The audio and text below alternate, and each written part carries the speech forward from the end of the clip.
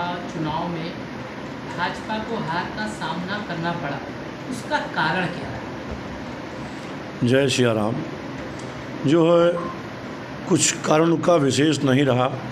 भागते दौड़ते अयोध्या में जिस प्रकार से अयोध्या का विस्तार कर ली गई, अयोध्या की पूरी जनता तन मन धन से भारतीय जनता पार्टी के साथ में थी, है और रहेगी। हम लोग हमेशा समर्पित भारतीय जनता पार्टी के लिए हैं, तन मन धन से रहेगी। अयोध्या के इस प्रकार से विस्तार जो हुआ है कि अयोध्या काफ़ी दूर तक बढ़ाई गई है।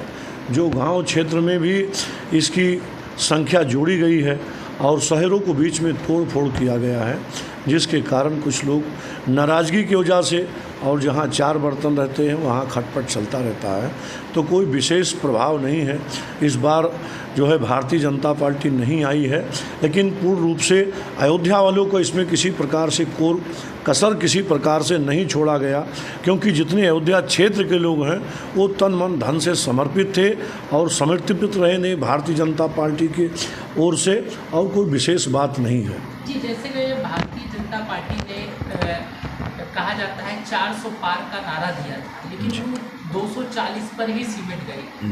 इसका कारण, क्योंकि अयोध्या की बात में की जाए, पूरे उत्तर प्रदेश में कहीं ना कहीं हर जगह उनकी सीटें कम हुई, तो कहीं ना कहीं जनता नाराज थी या विपक्ष ने मुद्दों से भटका दिया। क्या कारण है? जिस प्रकार से राम राज्य की स्थापना हुई थी, राज्य में राजा और प्रजा एक जैसे खुश थे सभी प्रकार, लेकिन भेदभाव डालने वाले लोगों की किसी प्रकार से कमी नहीं रहती है।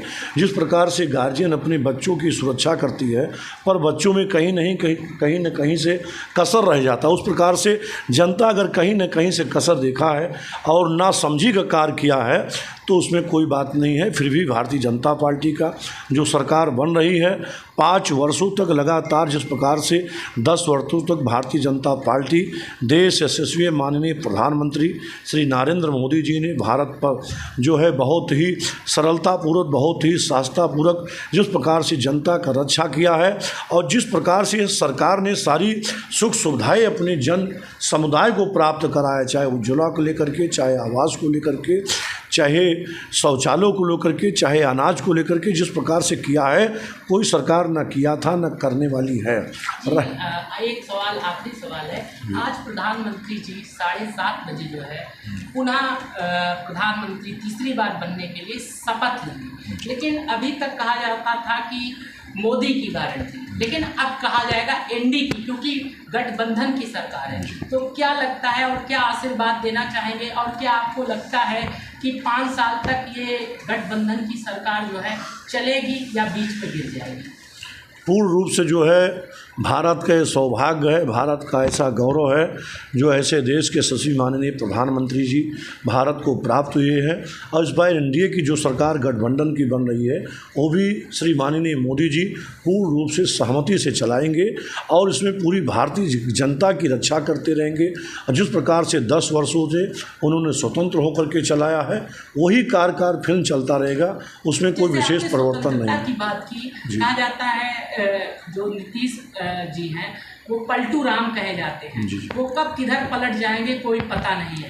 और बाबू नायडू कहा जाता है कहीं ना कहीं, जैसे अभी अमित शाह जी ने भाषण में ही कहा कि मुस्लिम आरक्षण खत्म किया जाएगा, लेकिन दोनों के दोनों नेता जो हैं मुस्लिम प्रिय हैं और मुस्लिमों को लेकर चलते हैं, और तमाम ऐसे मुद्दे होंगे, तमाम चीज़ें होंगी जिस पे खुलकर कैसे प्रधानमंत्री जी पूरा फैसला ले पाएंगे। कहीं ना कहीं उनको मिलाना पड़ेगा, तो क्या आपको लगता है चलेगा? देखिए, हिंदू राष्ट्र तो भारत को होना बहुत ज़रूरी था, क्योंकि हिंदू राष्ट्र का बहुत अयोध्या में पहले से भी बहुत परम पूज्य साधु संत उसके लिए जप तप कर चुके हैं, अनुष्ठान कर चुके हैं, और पूरे विश्व में भारत हिंदू राष्ट्र होना बहुत ज़रूरी था। लेकिन इस बार जो है स्वतंत्रता नहीं रही, जो गठबंधन की सरकार बन रही है, तो इसमें भी जन कल्याण का कार्य होगा, किसी प्रकार से कोई भेदभाव नहीं रखा जाएगा, क्योंकि जिस प्रकार से नरेंद्र मोदी जी ने सिर्फ एक ही लक्ष्य लेकर के आज 10 वर्षों से चलते रहे कि जन कल्याण हो और भारत की जनता किस प्रकार से सुखी रहे वह कार्य करना है। देश में शासन और सतर्कता बनी रहे, जिस प्रकार से शासन से प्रशासन तक हर लोग को सुख सुविधाएं मिलती रही वही चलता रहेगा, क्योंकि जन कल्याण के सिवा और भारत सुरक्षा के सिवा चाहे श्री प्रदेश की योगी आदित्यनाथ जी हो, चाहे देश के यशस्वी माननीय प्रधानमंत्री जी हो, इन लोगों ने जन कल्याण का जो अपना लक्ष्य लेकर के चला है और सबके हित के कार्य करके चला है, यही ये करते रहेंगे। अगर कोई भी इसमें बाधा आती है तो इस चीज़ में वो सहमति नहीं होंगे, क्योंकि जन कल्याण का ही, भारत विकास का ही एक लक्ष्य माननीय श्री नरेंद्र मोदी जी का और उत्तर प्रदेश के श्री माननीय योगी नाथ आदित्य महाराज जी का है। तो अयोध्या से लेकर पूरे भारत का विकास हो, वही कार्य हमारे नेता श्री भारतीय जनता पार्टी करने में लगी हुई है। प्रधानमंत्री जी तीसरी बार प्रधानमंत्री बनने जा रहे हैं, होने के नाते क्या कहना चाहेंगे और क्या आशीर्वाद प्रधानमंत्री जी को और एनडीए सरकार को देना चाहेंगे? बहुत गौरव की बात है कि भारत के लिए ऐसे प्रधानमंत्री जी पुनः जो है शपथ ग्रहण प्रधानमंत्री पद पर फिर जो है आसीन होने जा रहे हैं।